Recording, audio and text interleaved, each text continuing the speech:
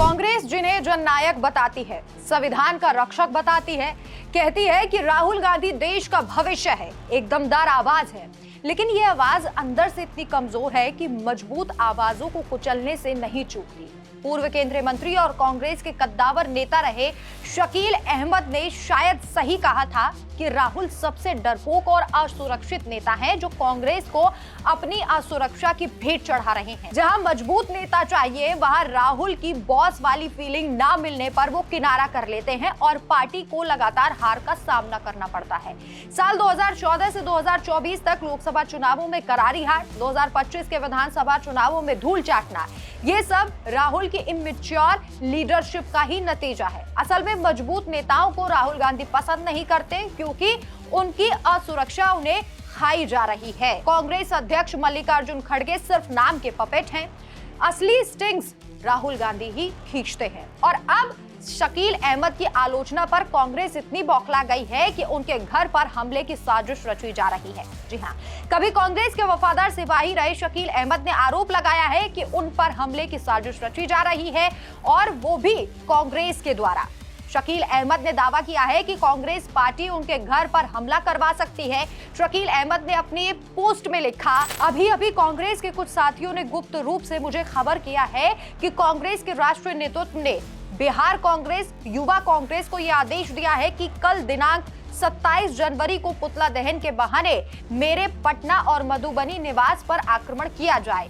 ये जनतंत्र के सिद्धांत के खिलाफ है। अब ये धमकी शकील अहमद को क्यों मिली, वो भी समझना जरूरी है। हालांकि अभी तक ऐसा हुआ नहीं है कि कोई भी बड़ा हमला उनके आवास पर हुआ हो, लेकिन उन्हें ऐसी खबर जरूर मिली थी।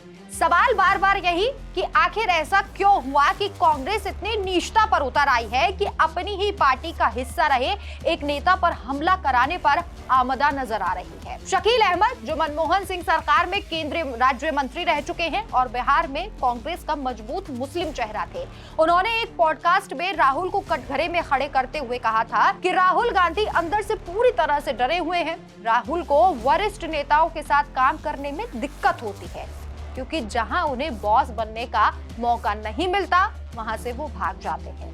ये कांग्रेस का चुनावी रणनीतियों में साफ झलकता है। संविधान बचाओ जैसे आंदोलन जो शकील के मुताबिक निरर्थक हैं और जमीनी स्तर पर कोई असर नहीं छोड़ते, SIR, CAA या समान मुद्दों पर राहुल की घेराबंदी फेल हो चुकी है और मुस्लिम समाज भी उनके आरोपों से सहमत नहीं है। राहुल की ये डरपोक वाली सोच कांग्रेस को अल्पसंख्यक वोट बैंक से दूर कर रही है। शकील ने खुलासा किया है कि कांग्रेस के कई बड़े नेता मुस्लिम नेताओं के साथ फोटो खिंचाने से डरते हैं क्योंकि हिंदू वोट बैंक खिसकने का डर सताता है। ये राहुल की लीडरशिप का दोहरा चरित्र है, मुस्लिमों को लुभाने की बात लेकिन खुलकर उनका साथ ना देना। इस मामले के बाद बीजेपी ने भी कांग्रेस को आड़े हाथ लिया। बीजेपी नेता और प्रवक्ता शहजाद पूनावाला ने कहा, यह बेहद दुर्भाग्यपूर्ण है, लेकिन ये कांग्रेस की इमरजेंसी वाली मानसिकता का परिचय है।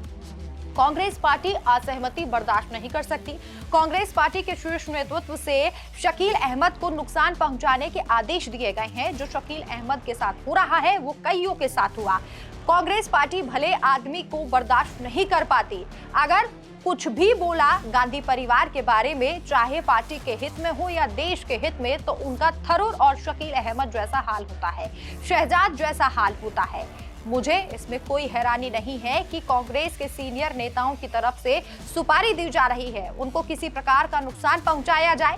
कांग्रेस पार्टी डेमोक्रेसी का ढिंढोरा पीटती है, लेकिन अपने ही घर में इसे गायब कर रखा है। नवंबर 2025 में बिहार चुनाव के दूसरे चरण के बाद शकील अहमद ने भारी मन से कांग्रेस से इस्तीफा दिया था। कांग्रेस अध्यक्ष खड़गे को पत्र लिखकर उन्होंने कहा था कि मतभेद विचारधारा से नहीं बल्कि सत्ता में बैठे कुछ व्यक्तियों से है। उन्होंने स्पष्ट किया कि वे दूसरी पार्टी में नहीं जाएंगे और जीवन भर कांग्रेस के समर्थक रहेंगे, आखिरी वोट भी कांग्रेस को देंगे। लेकिन राहुल की असुरक्षा ने उन्हें बाहर का रास्ता दिखाया। अप्रैल 2023 में शकील ने चुनाव न लड़ने की सूचना दी थी, लेकिन 2025 की हार ने उन्हें भूलने पर मजबूर कर दिया। यह विवाद कांग्रेस के आंतरिक कलह को दिखाता है। 2025 बिहार चुनाव की हार के बाद कई नेता असंतोष जता चुके हैं। राशिद अल्वी ने संचार अंतराल की बात कही, वही शशि थरूर जो केरल में कांग्रेस का एक बड़ा चेहरा है, वो भी पार्टी से खफा है और वो भी राहुल गांधी की वजह से ही खफा बताए जा रहे हैं। वरिष्ठ नेता कांग्रेस से दूरी बना रहे हैं। अगर शकील का आरोप साबित होता है तो राहुल की डरपोक छवि और मजबूत होगी और कांग्रेस बिहार जैसे राज्यों में मुस्लिम वोट बैंक बिल्कुल खो देगी। फिलहाल पुलिस मामले की जांच कर रही है, कोई हमला फिलहाल नहीं हुआ है, लेकिन हाँ, राहुल की लीडरशिप पर सवाल बरकरार है। इस खबर पर आपकी क्या राय है? कमेंट करके अपनी राय जरूर बताएं। नमस्कार।